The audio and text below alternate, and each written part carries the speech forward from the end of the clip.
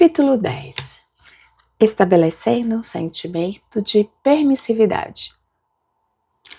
O terapeuta estabelece um sentimento de permissividade no seu relacionamento com a criança, de forma que esta se sinta livre para expressar por completo os seus sentimentos. A hora da terapia é a hora da criança, para ser usada como ela quiser. A profundidade de sentimento que ela demonstra durante o tempo que passa na sala de brinquedos é tornada possível pela permissividade estabelecida pelo terapeuta. Numa certa medida, isso depende de uma expressão verbal de permissividade por parte do terapeuta, mas vai bem mais longe que isso. Quando a criança e o terapeuta entram na sala de brinquedo, este diz: pode brincar com tudo isso aqui do jeito que quiser, durante 1 hora. Se a criança for tímida ou tiver experiências anteriores tão inexpressivas que não saiba como usar o material, alguns terapeutas sentem que é uma boa medida demorar-se mais apontando e explicando o modo de usá-los na primeira vez que vão à sala. As tintas nessa caixa foram feitas para pintar quadros. Aqui está o papel, ali os tubos de tinta. Nesta jarra tem argila. Você pode trabalhar com ela e fazer um monte de coisas bonitas. Isso aqui é pintura de dedos. Molhe o papel assim. Põe um pouquinho de tinta em cima dele e espalha com as mãos. Aqui estão os fantoches. Ponha-os na mão assim. Pode falar como se fossem eles, dizer tudo o que quer que eles digam. Aqui é a casinha de bonecas. Este é o pai e esta é a mãe. Este é o filhinho. Agora pode brincar com tudo o que quiser, do jeito que quiser. Você vai ter 1 hora só para você. Durante a primeira hora, a criança explora o material e fica muito atenta à atitude do terapeuta. Por isso é que só palavras não são o bastante. A permissividade estabelece-se também pela atitude do terapeuta em relação à criança, pela sua expressão facial, pelo seu tom de voz e seus gestos.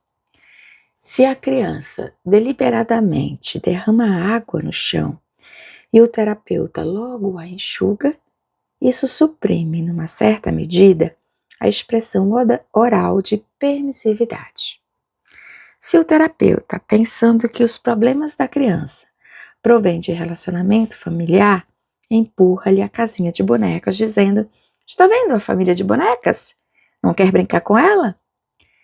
Não está dando a liberdade de escolha à criança. Se esta pega numa bola de argila e começa a enrolá-la com mãos indecisas, o melhor a fazer é evitar o comentário. Você não sabe o que fazer. Tal observação levaria a criança a pensar que o terapeuta não está satisfeito por vê-la rodar a argila de um lado para outro, sem nada a fazer. A permissividade implica numa escolha de usar ou não usar o material de acordo com os desejos da criança. Pergunta-se sempre o que fazer da criança que vem para a sala cheia de entusiasmo e depois fica ali sentada timidamente, sem dizer ou fazer nada. Isso é produtivo para a terapia? Vem sempre a tentação de encorajar a criança a usar o material. Às vezes o terapeuta acha que, se começar a brincar com a criança, despertará nela alguma ação. Nesse caso, é ele quem escolhe o caminho e tenta fazer com que a criança o acompanhe. Isso parece mais uma técnica de auxílio que nada tem a ver com a terapia não diretiva. A criança continua a depender do terapeuta e será mais um bloqueio a romper mais tarde, durante as sessões posteriores. Aí, então, a mudança de técnica poderá causar confusão na criança, deixá-la ressentida e, consequentemente, provocar afastamento da participação ativa. Parece que a absoluta permissividade, construída sobre absoluta ausência de sugestões, é mais produtiva para a terapia. Se a terapeuta diz, pode brincar como quiser, e a criança não parece querer brincar, a melhor solução é deixá-la ali sentada, sem nada a fazer. Se o terapeuta se mostrar amigável para com a criança e aceitar seu silêncio e indolência, está fazendo-lhe ver que realmente pensava no que disse e que ela realmente pode fazer como quiser. A criança vai tomando consciência de sua responsabilidade para escolher. Governa-se a si mesma. É ela quem decidirá o curso da ação que seguirá. Aqui não há ninguém para dizer-lhe o que deve fazer. Há segurança no relacionamento, mas não ajuda. Às vezes, leva-se um certo tempo até que a criança aceite esse sentimento de autossuficiência. Ela própria pode procurar algo que a ajude a ganhar independência e capacidade de autodirigir-se. Mas a interferência do terapeuta só retarda o processo de caminhar para a obtenção disto. Depois de que um certo tempo tenha passado, o terapeuta pode, sem problemas, dizer com voz tranquila e amistosa: começar é sempre difícil. Você ainda não sabe bem o que gostaria de fazer.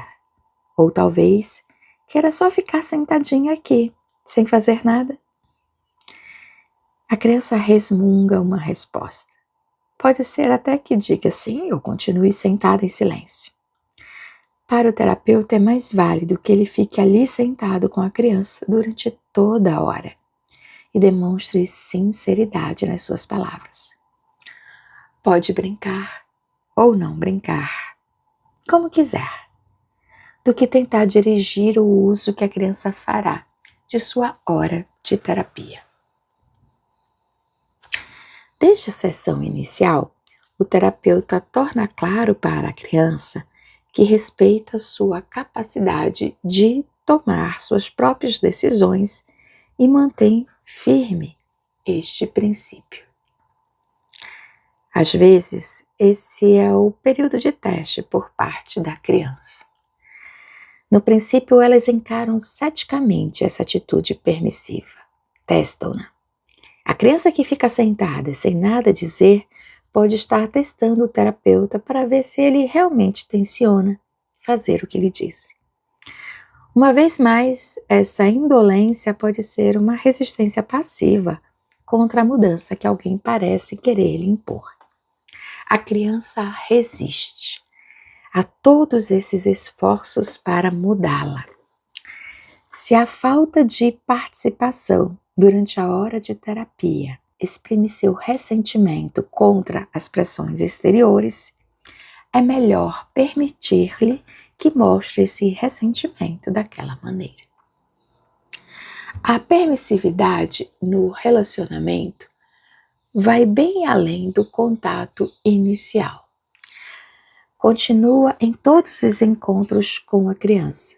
É algo delicado de se manejar.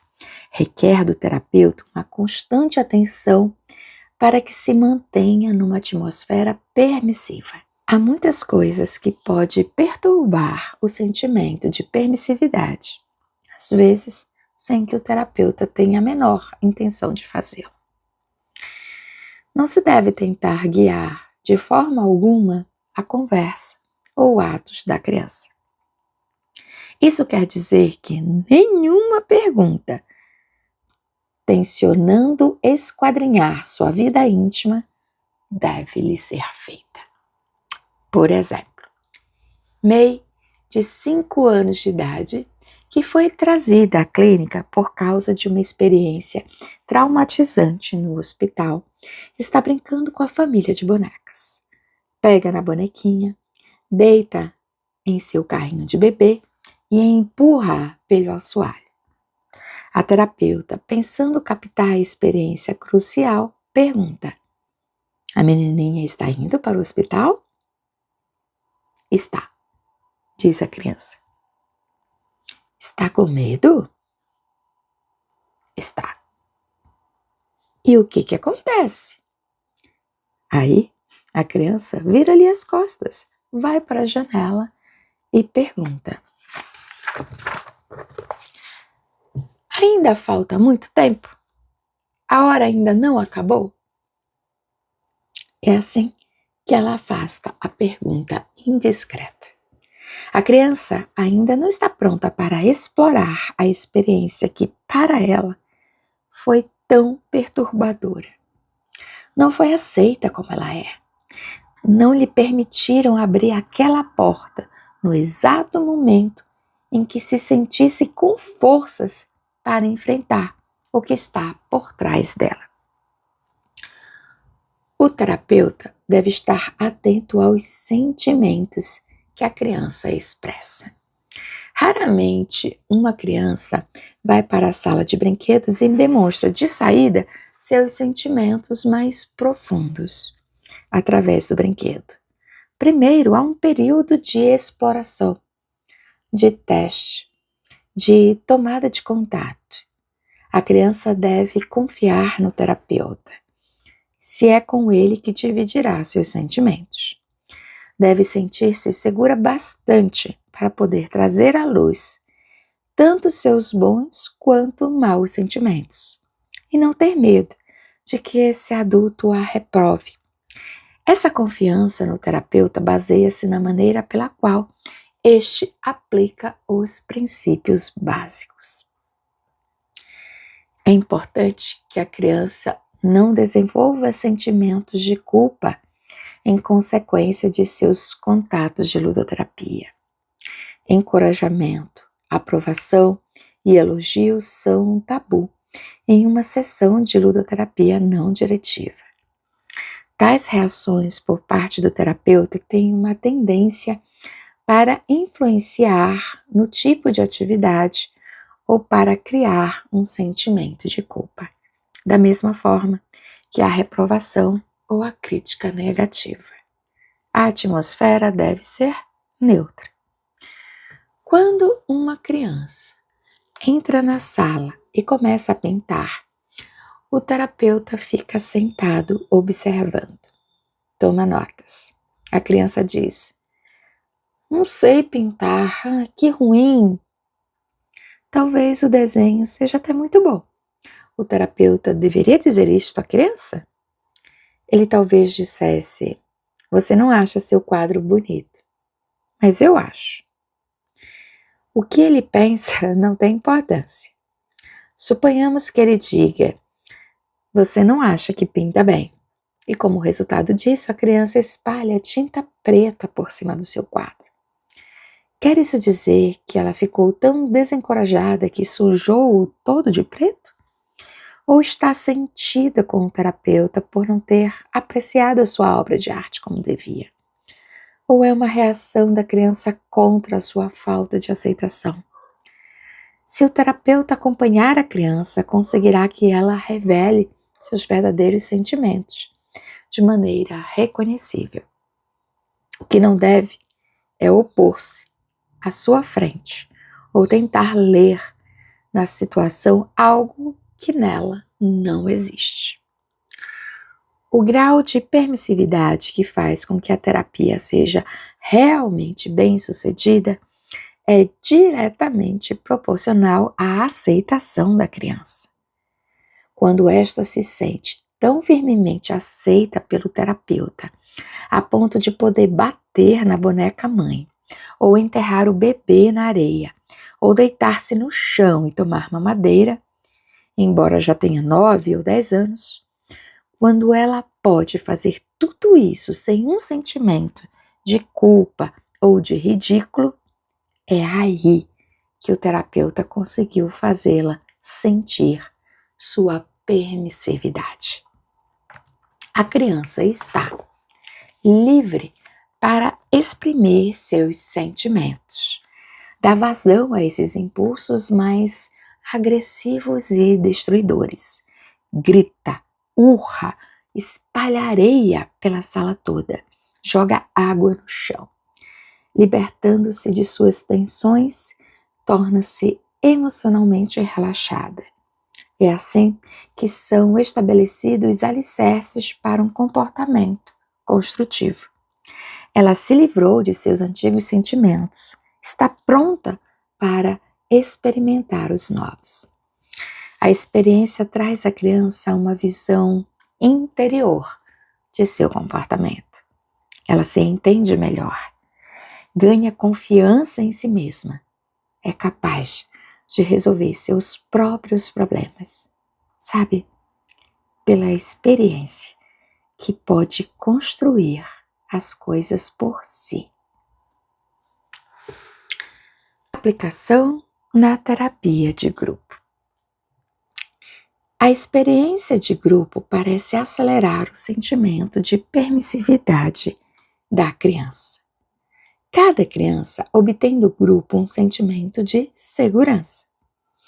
À medida que cada uma delas dá um passo à frente, as outras ganham a coragem necessária para prosseguir em suas atividades, observando a bem-sucedida manipulação do ambiente por esse membro do grupo. O período de exploração da situação é mais ou menos encurtado, pois cada indivíduo dentro do grupo avalia o grau de permissividade da situação, direta e indiretamente. Se Jimmy teve a coragem de pegar a mamadeira e mamar com prazer evidente, Fred, que é mais reservado, sente-se encorajado a tentá-lo também. Se May tiver a coragem de bater no boneco pai, talvez Jim ganhe a coragem necessária para bater no bebê, se é isso que sente. Uma criança que tenha sido sempre muito inibida em suas ações e que tenha medo de confusão ou sujeira, pode sentir-se tentada a brincar com a pintura de dedo, que parece dar tanto prazer a seus colegas. As crianças notam como o terapeuta aceita prontamente as expressões de cada membro do grupo, e essa liberdade de expressão parece ser contagiante.